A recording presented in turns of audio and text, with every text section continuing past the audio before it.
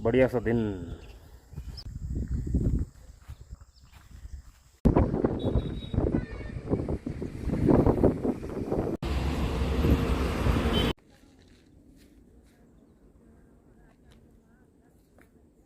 Good morning friends, उम्मीद है आप सब लोग बढ़िया हैं। जो लोग नए हैं उन्हें बता दूं कि मैं हूं डॉक्टर जगत, और वैसे तो मैं डेली व्लॉग करता हूं हेल्थ और फिटनेस के बारे में, सेल्फ इम्प्रूवमेंट के बारे में और मेरे हॉबीज़ और पैशंस के बारे में।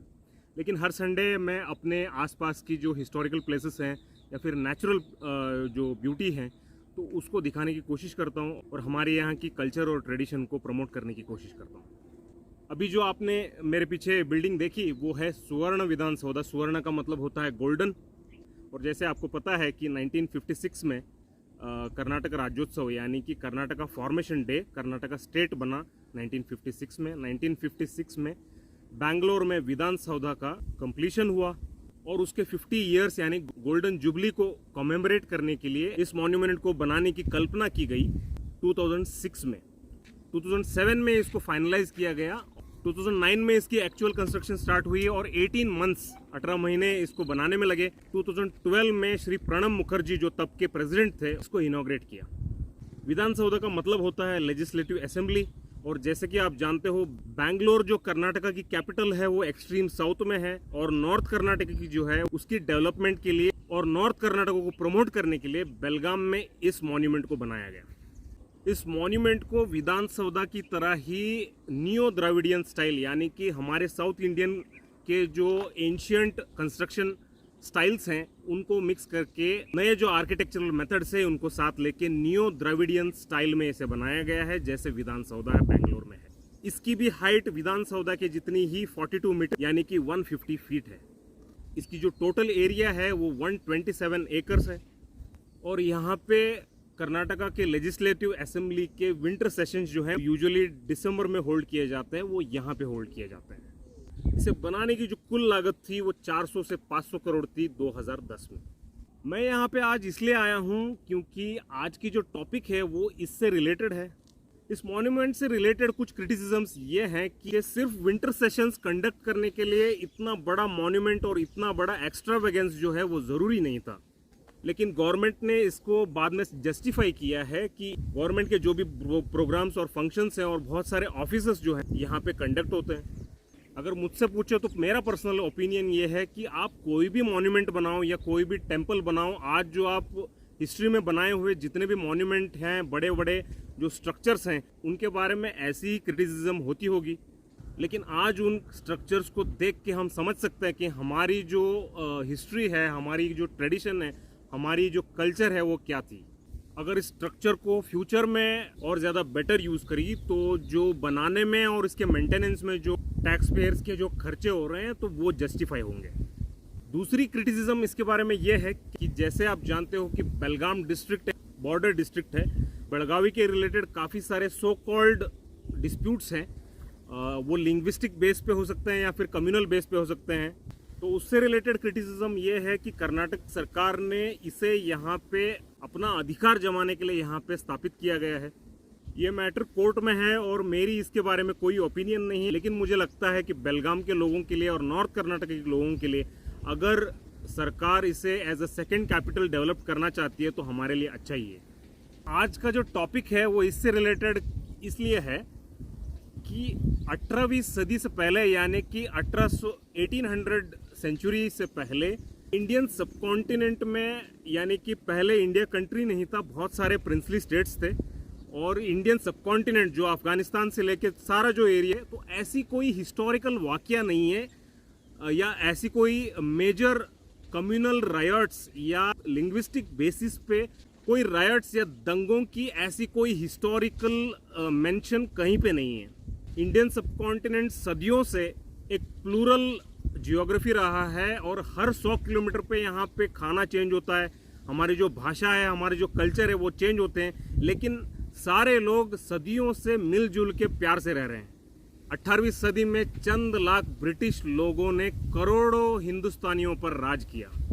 ये कैसे हुआ? आपको पता है कि डिवाइड एंड रूल यानी फूट पैदा कर कर हमारे बीच जो बेसिक डिफरेंसेस है उनकी मदद से ब्रिटिशर्स ने एक पार्टी को हेल्प किया, उनको वेपन सप्लाई किए, दूसरों से लड़ाया। इसको लग रहा था कि मैं जीत रहा हूँ, लेकिन देखते देखते पूरे इंडियन सबकॉन्टिनेंट पे ब्रिटिशर्स ने राज किया। 300 साल हमने गुलामी में निकाली।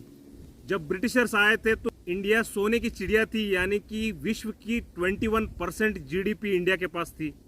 हमें 300 साल लूटने के बाद जब ब्रिटिशर छोड़ के गए तो हमारी जीडीपी 1 to 2% तक रह गई थी। ब्रिटिशर्स तो जाके 75 साल हो गए, लेकिन वो फूट जो है वो अब भी हम में बाकी है। हम आज भी कन्नड़, मराठी, हिंदू, मुस्लिम के नाम पे लड़े जा रहे हैं। कैसे बनेगा इंडिया सुपर पावर? चाइना और इंडिया में यही फर्क है कि चाइना में रहने वाले सारे चाइनीज़ हैं और इंडिया में रहने वाले कन्नड़, मराठी, पंजाबी, बिहारी, हिंदू, मुस्लिम, सिख, ईसाई हैं, लेकिन इंडियन बहुत कम है। थोड़ी नज़दीक ले ली मैंने, आपको थोड़ी बातें समझानी थी।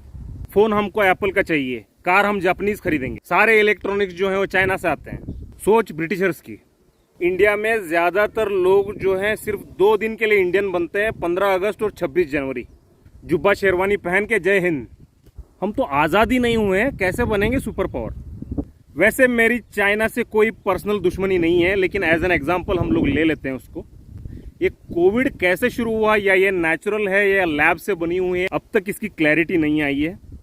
मान लीजिए कल को 3rd वर्ल्ड वार होता है, आपको क्या लगता है चाइना हम पे बम से वार करेगा, गोली से वार करेगा, कैसे वार करेगा? मुझे लगता है कि चाइना साइबर वार करेगा। हम में से ज्यादातर लोगों के पास चाइनीज इलेक्ट्रॉनिक्स है, चाइनीज मोबाइल्स हैं, हमारी गाड़ियों में चाइनीज सॉफ्टवेयर हैं। एक बटन दबाते ही सारे बंद। हो सकता है सारे बैंकिंग सॉफ्टवेयर से सारा पैसा 1 सेकंड में चाइना के पास। हो सकता है आपकी लेटेस्ट इलेक्ट्रॉनिक कार जो है वो एक बटन दबाने से ब्रेक फेल हो जाए, हमारे सैटेलाइट बंद हो जाएं। सोच के देखिए, अगर हवा में उड़ती हुई हवाई जहाज जो है अचानक से शटडाउन हो जाए, हमारे सारे ट्रेन्स को कंट्रोल करने वाले जो सॉफ्टवेयर है वो बंद हो जाए, हमारे सारे डैम्स के गेट अगर अचानक खोल दिए जाएं, सोच के देखिए क्या हाहाकार मचेगी।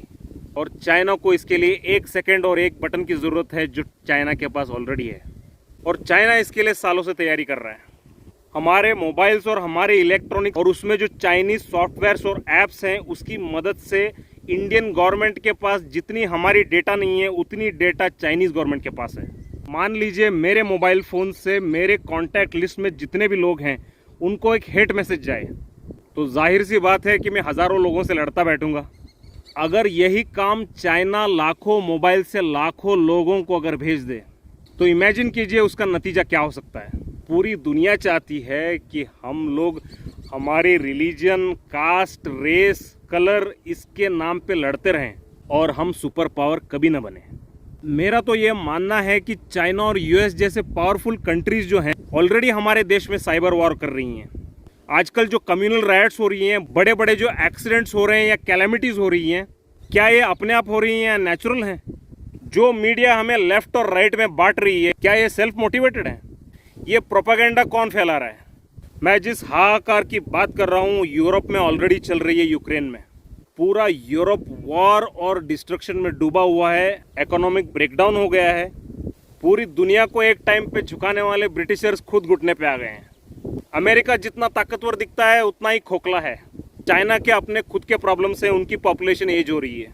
इतने बड़े कंट्री में पिछले 3 महीनों में एक भी बच्चा पैदा नहीं हुआ है, तो अगले सुपर पावर के लिए बचा कौन? इंडिया। सुपर पावर बनने के लिए इंडिया में रहने वाले सारे लोगों को पहले इंडियन बनना पड़ेगा। हमारे जो लैंग्वेज है, रिलीजन है, ऐसे सारे जो भी डिफरेंसेस है इन्हें पीछे छोड़कर अगर हम इंडियन बनेंगे, इंडियन चीज़ें खरीदेंगे, इंडियन इकोनॉमी को स्ट्रॉन्ग करेंगे, तो इंडिया अपने आप ही सुपर पावर बन जाएगा। इसमें दिक्कतें आएंगी, इंडिया से नहीं दूसरे कंट्रीज जो हैं वो सुपर पावर बनने नहीं देंगे। हो सकता है साइबर वॉर करे या कोविड से भी खतरनाक सुपर कोविड जो है वो अनलीश कर दे। तो क्या आपकी इम्यूनिटी इसके लिए तैयार है? क्या आप अगली बार अपना मोबाइल फ़ोन जो खरीदोगे या फिर कोई भी इलेक्ट्रॉनिक्स खरीदोगे, कोई भी गाड़ी खरीदोगे, वो इंडियन खरीदोगे? मेरे पास महिंद्रा थार है, टाटा की नैनो है, टीवीएस की जुपिटर है और रॉयल एनफील्ड की थंडरबर्ड है। मैं जो सारी चीज़ें खरीदता हूँ वो इंडियन खरीदता हूँ। मेरी एक फ़ोन लावा की है और एक सैमसंग की है जो इंडिया में बनती है। मैं ये मानता हूँ कि इंडियन कोई बड़ी मोबाइल ब्रांड नहीं है और ऐसे बहुत सारे सेगमेंट्स हैं जहाँ पे इंडियन मैन्युफैक्चरिंग नहीं होती है। उस सिचुएशन में मैं श्योर कर लेता हूं कि मैं जो चीज़ खरीद रहा हूं मेरे एनिमी कंट्रीज़ के ना हो और हो सके तो फ्रेंडली कंट्रीज़ के हों। सिर्फ अगर सारे इंडियन हमारे जो भेदभाव हैं रिलीजन के बारे में, कास्ट के बारे में या कोई और ऐसी चीज़ों के बारे में अगर छोड़ के प्यार मोहब्बत से रहें, एक दूसरे को अगर सपोर्ट करें, मेरा तो ये मानना है कि किसी भी स्कूल में आपका रिलीजन पूछा ही नहीं जाना चाहिए, किसी भी आईडी पे आपका रिलीजन होना नहीं चाहिए। ये ब्रिटिश सोच है। वो लोग हमें एक होने नहीं देना चाहते हैं और हमें अलग रखना चाहते हैं। यूरोपियंस ने इंडिया में स्कूल इसीलिए शुरू किए, इसलिए नहीं कि हम सुधर सके, हम तो पहले ही सुधरे हुए थे। वो इसलिए क्योंकि उनकी सोच हम पे थोपी जाए, हमें अच्छे गुलाम बनाए जाए। अगर ट्रू सेंस में हम इंडियन बन जाएं और हम लोग आज़ाद अगर हो जाएं तो इंडिया अपने आप ही सुपर पावर बन जाएगी। अगर थोड़ी बहुत इसमें कसर रह जाएगी तो भारत सरकार और इंडियन आर्म फोर्सेस इस कसर को पूरी करने में पूरी तरह से सशक्त है। 365 डेज के चैलेंज में मैं अपनी इम्यूनिटी बढ़ा रहा हूं अगले कोरोना के लिए, और मेरे फिजिकल, मेंटल, सोशल, फाइनेंशियल और स्पिरिचुअल सेक्टर्स में हर दिन एक छोटी सी चेंज करके बेहतर इंसान बन रहा हूं। इस वीडियो को ज़्यादा से ज़्यादा शेयर कीजिए, लोगों को आज़ाद कीजिए, लोगों को इंडियन बनाइए। बाकी आप समझदार हो, वीडियो को लाइक, शेयर, सब्सक्राइब कीजिए। मिलते हैं कल एक और बढ़िया सी वीडियो में। जय हिंद।